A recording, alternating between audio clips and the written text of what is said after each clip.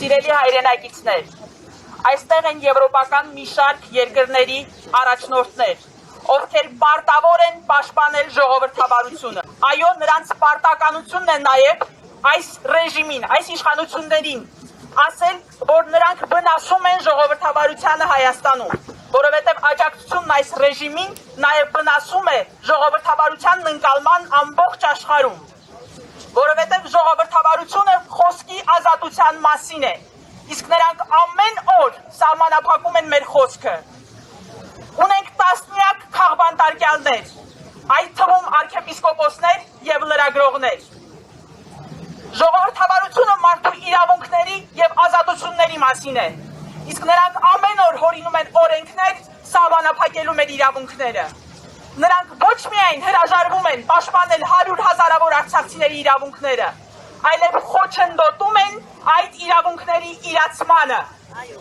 Ամոթ! Ամոթ! Ամոթ! Ամոթ! Ամոթ! Ամոթ! Ամոթ!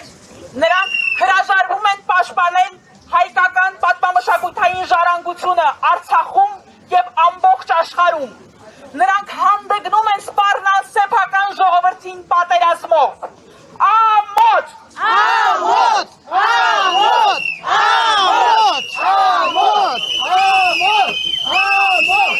Եվ վերջապես ժողովրդավարությունը դա հանրային համերաշխության մասին է, իսկ նրանք ամեն օր պառակտում եւ ատելություն են քարոզում։ Նիկոլ Փաշինյանը, իր ամբողջ թիմը, ամբողջ պրոիշխանական մամուլը օրական ռեժիմով ատելություն է քարոզում 100 հազարավոր արցախցիների նկատմամբ, ովքեր արդեն խոցելի են իրենց կարգավիճակով։ Ամոթ!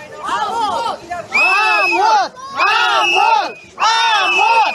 Ամոթ!